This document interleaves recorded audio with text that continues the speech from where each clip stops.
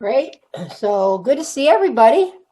Um, I guess I'll start off. I mean, with the city, obviously, COVID still front and center, but people are starting to get vaccinated. On a personal note, I see it front and center. My mother and my aunt got vaccinated. They're past their incubation period, and you can see life coming back into them.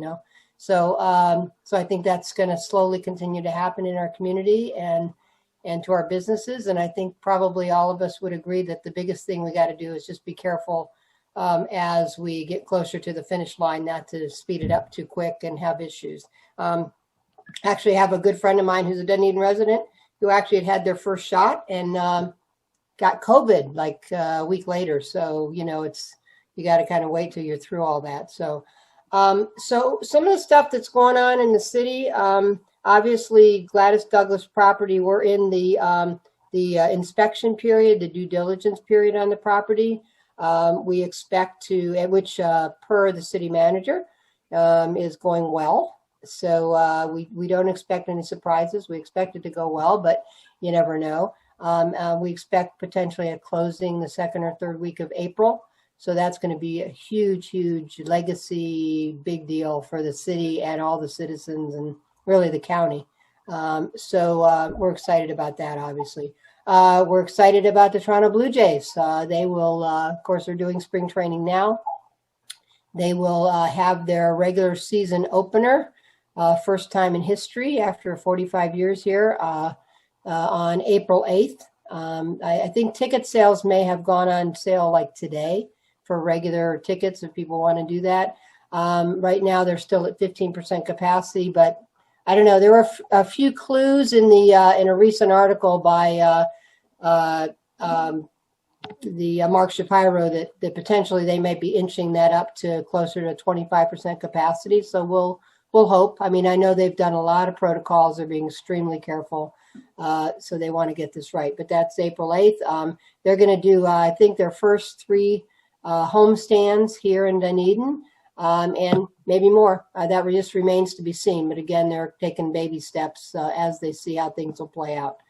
I kind of wanted to give an update if you haven't read it in the paper, because I think it's interesting. The numbers on the stadium right now between the stadium and the player development complex are pretty interesting. It ended up right now, it's about $111.5 million project overall.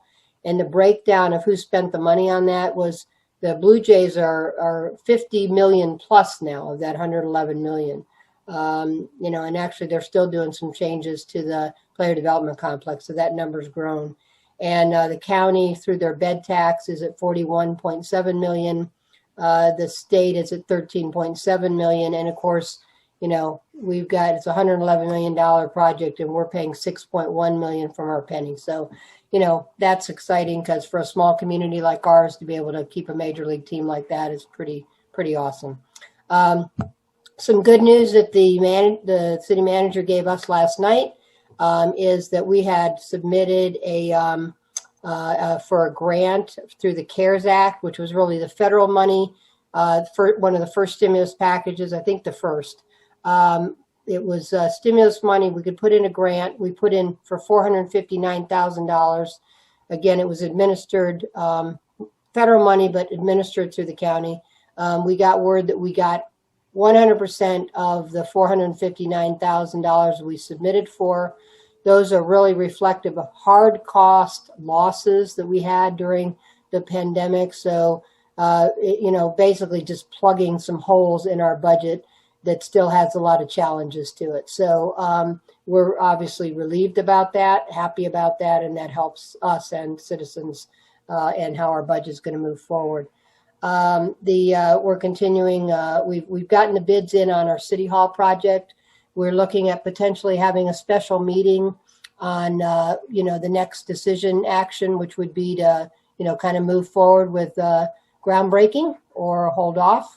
I expect it to move forward, but that remains to be seen. But anyway, that'll go to the commission probably in a special meeting on March 30th or March 31st. Those are the two dates that are getting thrown out at us now. Truthfully, we're trying to get that in before Doug Hutchins retires at the end of the month because he's the most knowledgeable about it. It'll then fall to Jorge to pick up fill those shoes, which Jorge will do a great job, but they're big shoes to fill. If you haven't seen on Belcher, our emergency operations center is completed, and it is ready for hurricane season. We hope we never have to use it, but we learned from the last time that we were really very deficient in how we had our a facility that really, that we could utilize during hurricanes. So we're ready for action. And again, if we have to, we should be in good stead. I guess the other thing I'd add is that we did just hire or fill the position of Director of Communication. Her name's Sue Burness. I think you guys will hear more about her. She'd probably be a great speaker at some point for DCO. She just started, but she'll be doing a lot of work with the social media and reach outs to citizens to make sure we're capturing, what people really want. One of the things that came out of our statistically significant citizen survey was that importance of staying in close contact with what citizens are thinking and feeling, what their priorities are, not just what ours are, but what theirs are, because it's about all of your views. So those are kind of the highlights. If anybody had a question, I'm open to that. But other than that, I'm just glad to be here telling you what's going on. Hoping COVID's over soon. Oh, thank you. Does anyone have a question for the commissioner? If not, just wave your hand in front of your face so I can see you. I don't see any. So at this point, let's go ahead and we'll move on to our program. What I'd like to do is I'd like to introduce Russell. He is, I'm sorry, Russell, I'm going to have a hard time pronouncing your last name. That's Ferlita. That was a test. Just make sure he's paying attention. Good job. There you go. Russell, he's the section engineer for the city of Dunedin, where he works with the staff and consultants to complete design projects for the city. Before coming to Dunedin, he graduated with a BS in chemistry from Loyola University of New Orleans in 2000. He received his MS in environmental engineering in 2008 and received his PhD in civil engineering from the University of South Florida in 2011. He worked for Mech & Company from 2000 to 2005 as a research chemist. From 2011 to 2016, he worked for the Dunedin Hydro Technology as a process engineer manager. He is also an active volunteer for a local section of the American Water Works Association and is a chair for the Membrane Standing Committee. When not at work, Russell enjoys spending time with his wife and kids. Russell, I turn the floor over to you. All right. Well, thank you very much. Good evening, everybody, and I'm glad to hear all the exciting stuff that's going on in the city, most of which I already knew about, but still exciting to hear about it again. And I'm going to talk a little bit about a project that's in the final throes right now. It's our water treatment plants. So let's see if I can share my screen here. I need the host to enable me to share my screen. So I am almost there. I'm trying to get a good background here too. Today I'm not at work, so I was trying to get you guys a good background of my window view, but unfortunately it's too bright outside. You try it now and see if it'll cooperate. Russell's actually on vacation today. He's taking spring break with his family, so he took some time off this morning to help us out with his presentation. So. There we go. Let's see. I think you should be able to see my screen now, right? Yes, that's correct. Okay, so like I was talking about before, we have some exciting stuff going on in the city, and right now we're actually in the final throes of our water treatment plant design build project, where we actually completely renovated or are in the final throes of renovating our water treatment plant. So just a really brief outline of what I'll be talking about. I'll talk a little bit about the history of the plant, some conditions of the plant prior to startup, why we chose the paradigm we chose, and just a little bit of an overview of both piloting the design and some of the financial, as well as some nice construction pictures. So before we did the plant, the first time we upgraded, the picture on the left is actually a historical picture of the plant, an aerial view from pre-1990. And it was a very basic treatment process. I know Mo has talked about in our commission meetings a few times some of the issues that the residents were having at the time with staining of clothes and laundry, just general water quality issues in different parts of the city. And there's more to it than that if anybody wanted to talk to me afterwards or at another time. But the upgrade in 1990, or right around 1990, and it was commissioned and put into service in 1992, was really a revolutionary jump for the city. It really improved water quality, and you can see the picture on the right. It was a much larger process. Sorry for that background noise. So the original plant cost about $1 million to design and about $10 million to construct. Remember, this is $1990 versus today. And if you actually did the time value of money, which I did probably about 2 or 3 years ago, it works out to over $30 million in today's money. The capacity was 9.5 million gallons a day, expandable to 12, and it was started up in 1992 in September. And it had a nice, relatively low production cost of about $1 per 1,000 gallons. So after this plant was built and constructed, the operation of the plant actually yielded really, really good results. This plant has received several awards, including the best tasting water. We've received operational excellence awards, plant safety awards. There's historic high level of performance, and we expected that to continue whenever we redid this plant. And you guys, most of you guys, if not or if you are not Dunedin residents, you have businesses in Dunedin, so you're aware of the excellent water quality that our plant does produce.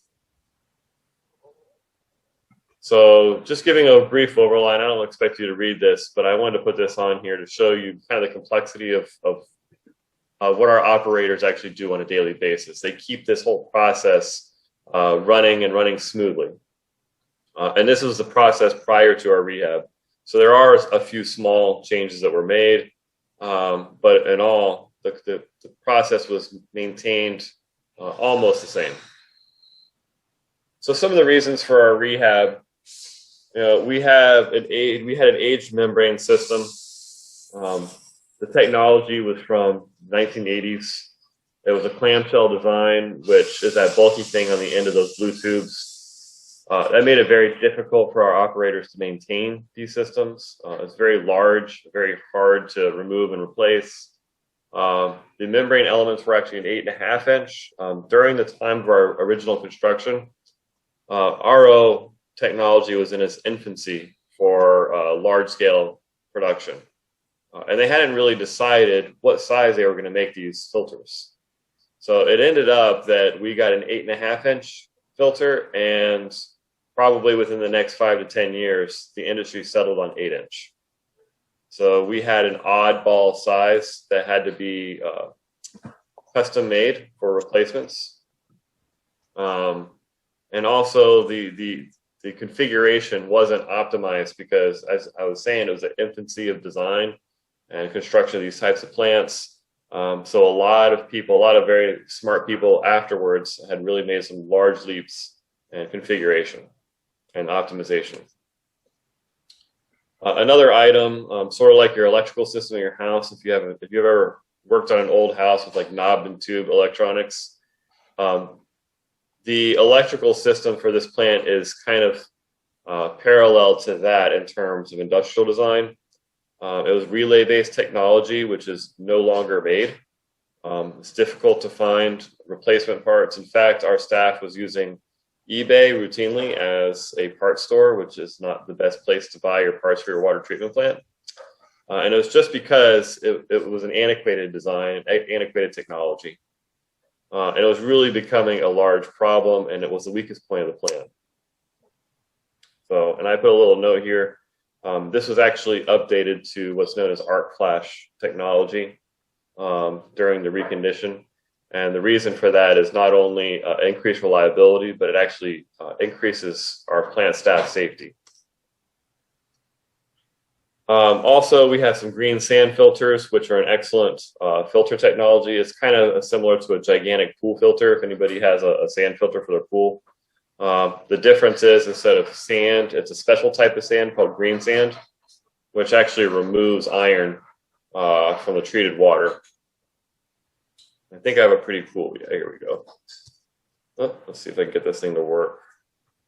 This is a really cool show of what a backwash looks like on these things.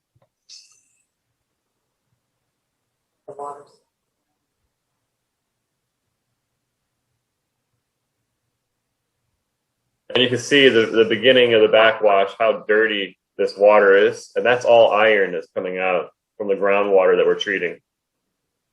So if you actually look at the water after this filter, it's pretty clear and almost drinkable.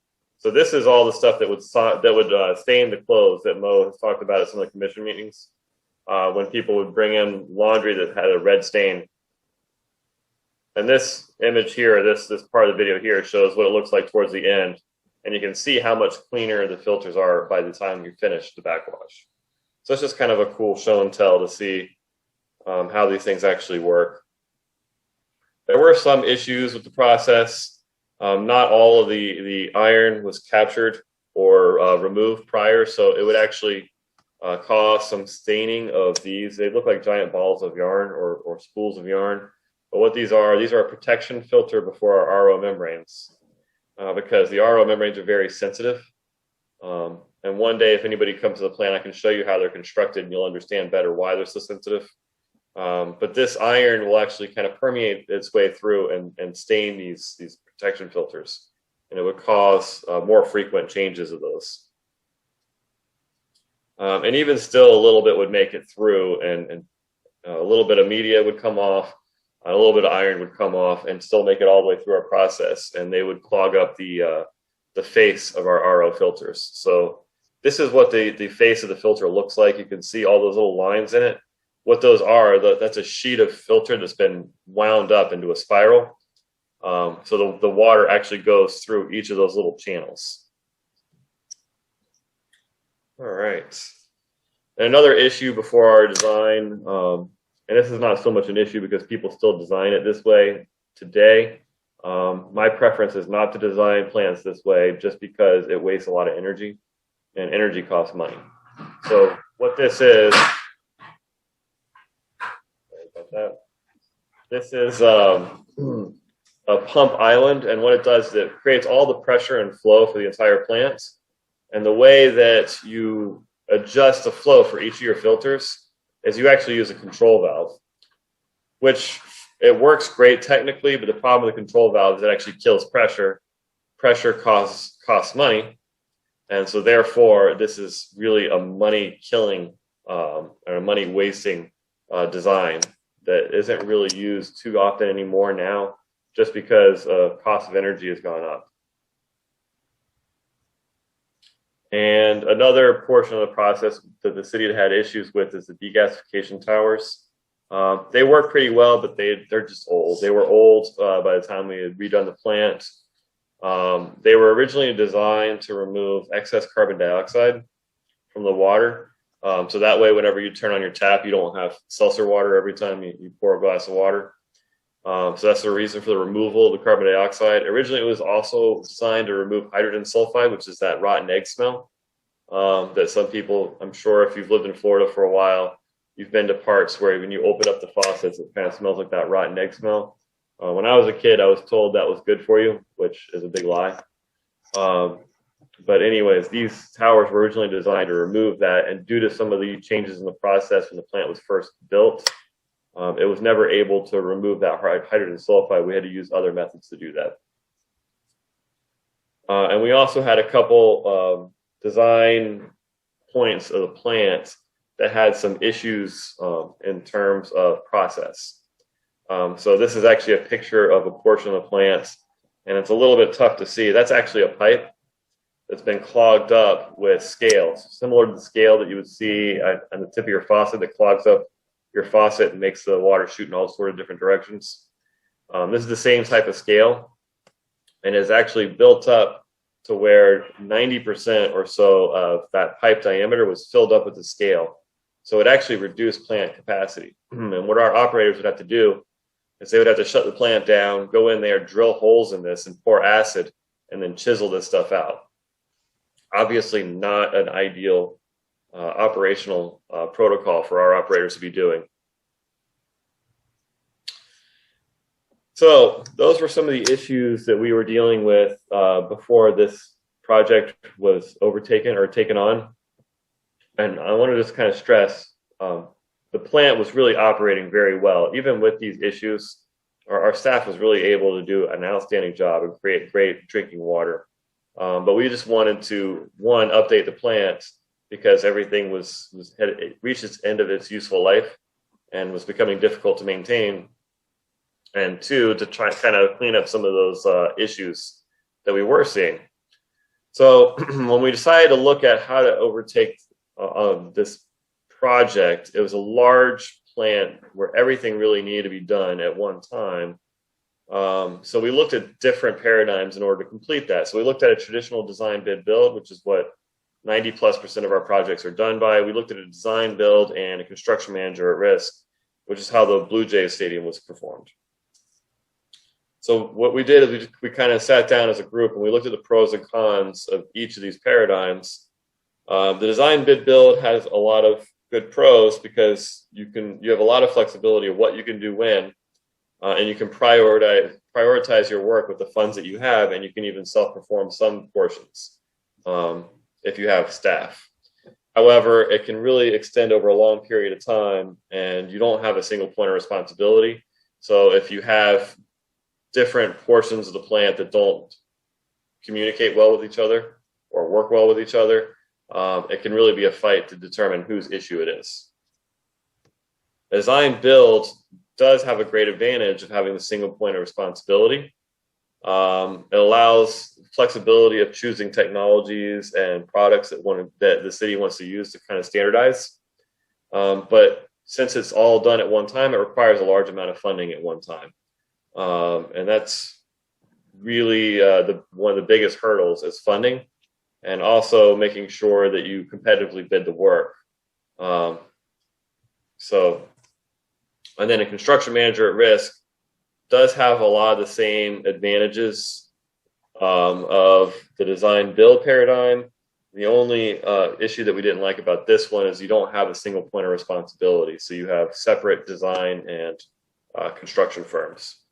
So the city actually chose the design build paradigm. And the reason we did is because of the condition of the plant during the time of this project. The plant had deteriorated due to age, really. It was working well, but because of the age and having almost everything in the plant having reached the end of its useful life, and then we were starting to see some issues, especially with being able to obtain parts. We decided to get everything done as quickly as we could and have that single point of responsibility for the entire project. So, and as an additional note, the city did qualify for SRF funding, which I'll talk a little bit more about later. So, as part of this project, the city was going to spend a lot of money for a plant that's going to last a long time.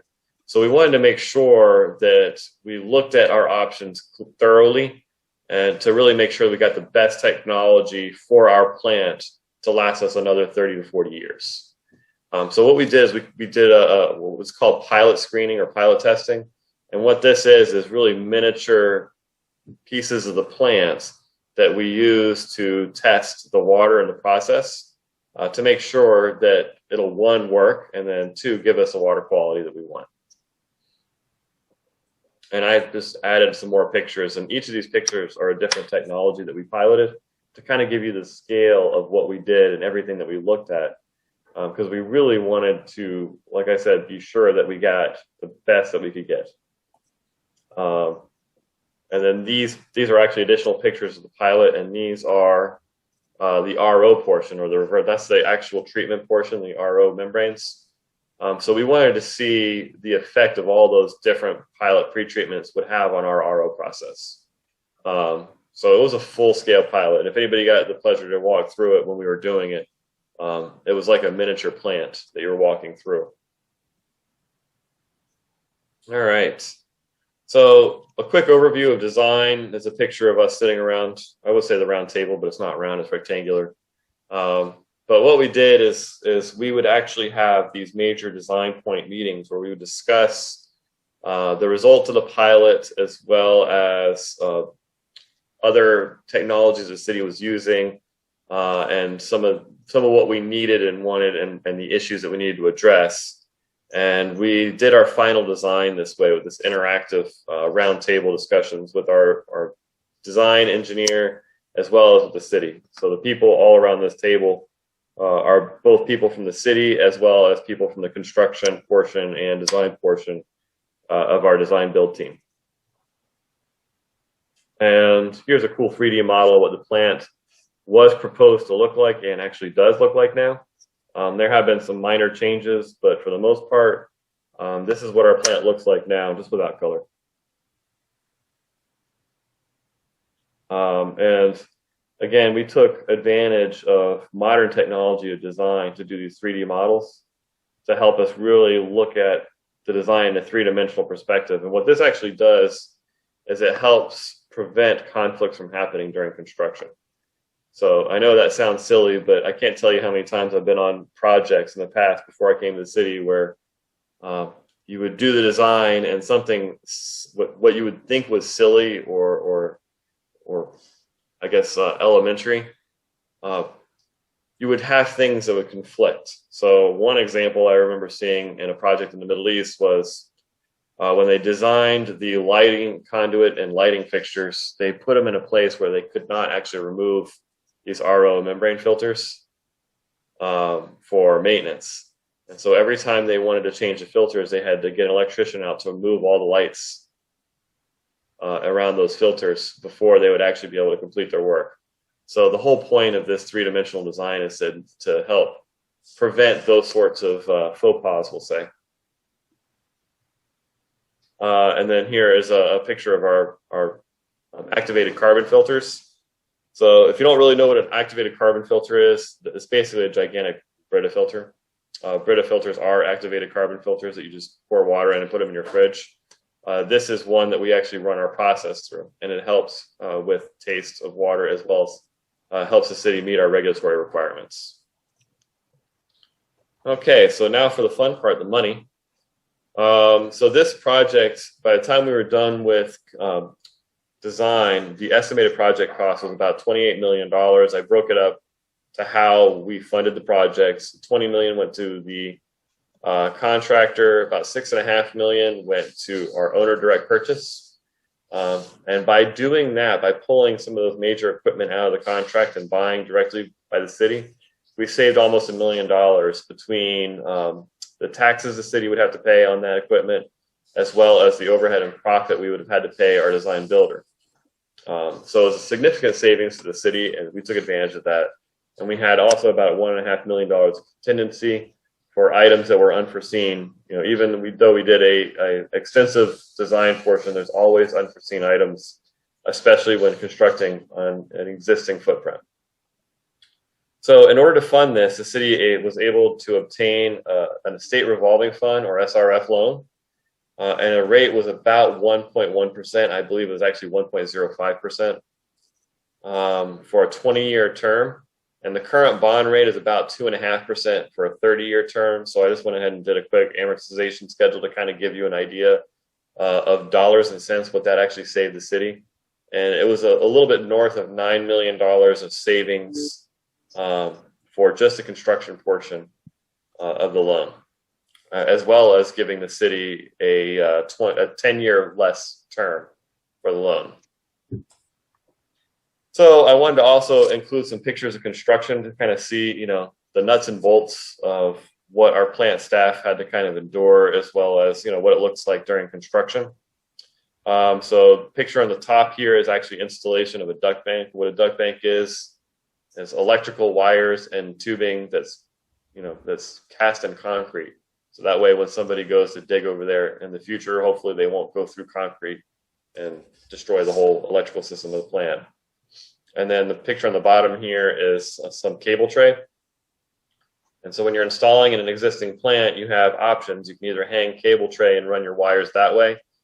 with conduits to all your equipment, or you can actually chisel up a concrete floor and lay new conduit in your concrete floor, which is very, very difficult. So we went with the easier route and doing the cable tray. Here are some pictures of people retrofitting a pipe with a T, and that was required for the new process. And you kind of see how difficult, how large that pipe is. It's not like the pipe under your sink. So it requires special equipment for people to work on. And here you actually see the installation of some concrete pads. This is actually for some electrical gear and controls gear. The bottom left here, you have some temporary dosing systems. Since we were ripping out old systems and putting in new, we actually had to set up temporary treatment systems in order to complete this. So that's an example of one of our temporary treatment system for chlorine dosing. And then remember that picture of the pipe that was basically completely clogged? We took care of that problem by installing this unit in the bottom right here. That's a mixer. And what you actually do is you install in line with a high turbulence, and that prevents stuff from caking up on your walls. All right. So in summary, I kind of went over some of the historical perspective as well as what we did and why, and some of the background on piloting and some money talk as well as some cool pictures. So at this point, I've talked about everything I want to talk about. So if you have any questions for me, I'd be happy to answer. So if you unshare your screen, we'll go to gallery view and see if there's any questions.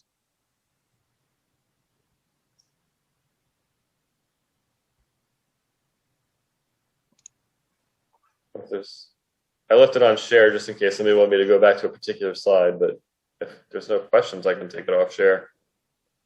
Yeah, take it off share, Russell. That way they can go back to the gallery view. All right. All right, John. Before anybody chimes in with some questions, I did want to elaborate a little bit on what Russell mentioned on the state revolving fund loan.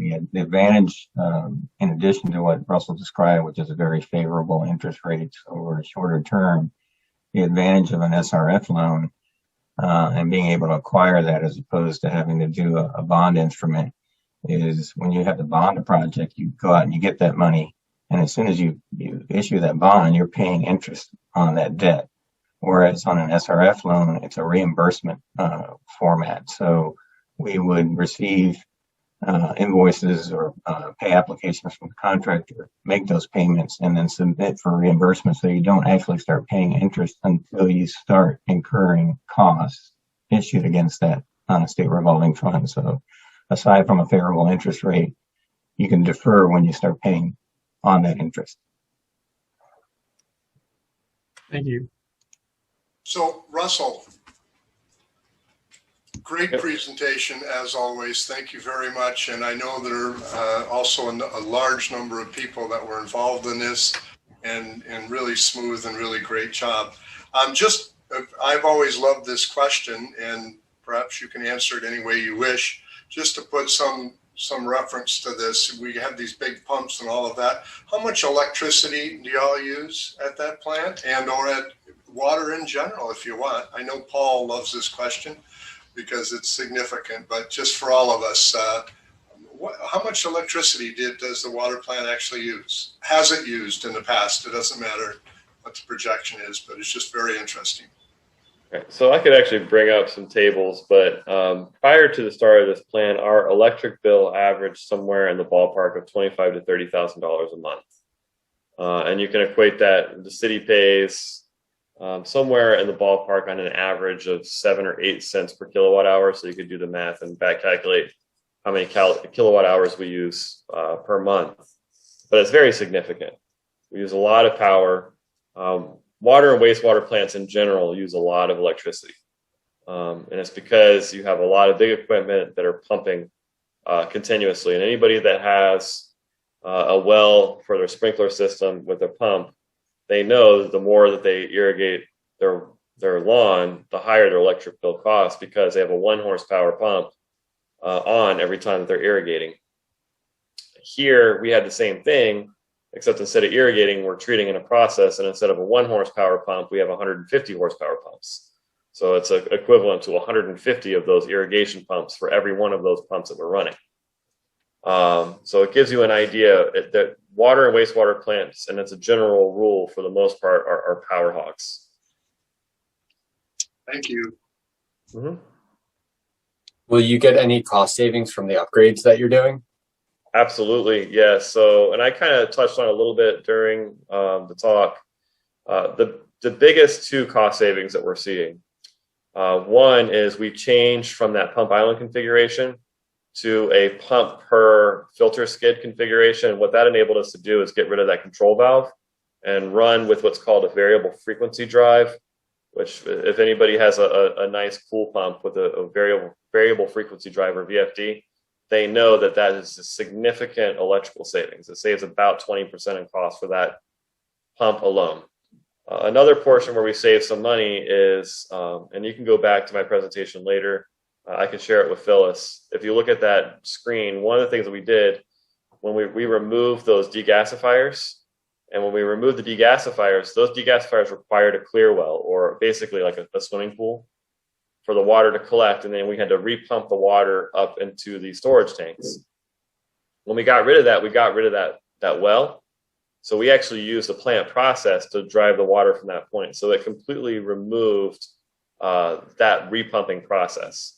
So between those two changes alone, we saved a significant amount. And I think our most recent electric bill, Paul, you've probably looked at those more recently than myself, but our bills were in the range of 25 to 30.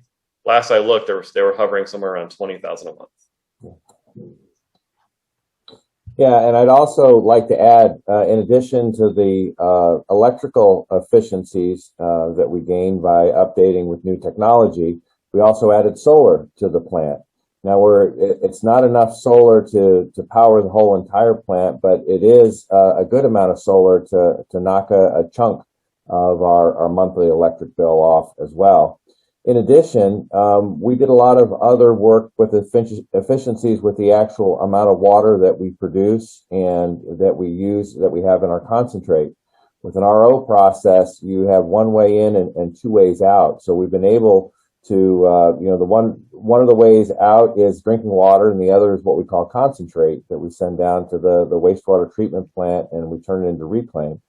Well, we were able to use some efficiencies there and some other places within the plant, and so we're actually using less water at the same time. So the less usage of water also equates to energy and chemical savings because we have less water to treat. So it's a multi-factor efficiency process that we put into place. That's right.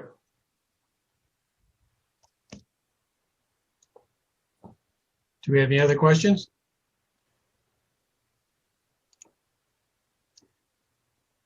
Yes, Mo, you need to unmute yourself. No, I was just going to, I have to do this. I do this at meetings, so I'm just going to do it here. A little history. One of my first jobs in the late 80s was risk manager for the city of Dunedin. And the water was just such a huge issue if anybody was around.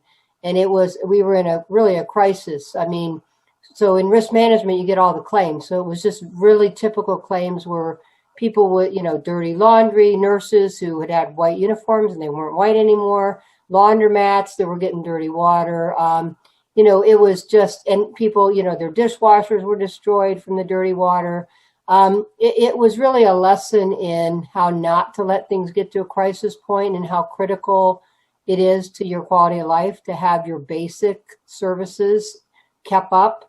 And that's why I think this project's so great. And you can see how smart Russell is, and of course Paul is too, and Jorge is too. But I mean, you can see, Russell just this is, I think, what makes Dunedin great, because you got somebody of that quality really keeping us proactive, making sure we don't get to a crisis, because it affected every citizen in this community when our water was so bad. So just wanted to add that piece. Thank you. If there's nothing else, Russell, thank you very much. That was a very informative program. Really enjoyed it. Thank you for your time. I enjoy talking about the water plant. Great. Well,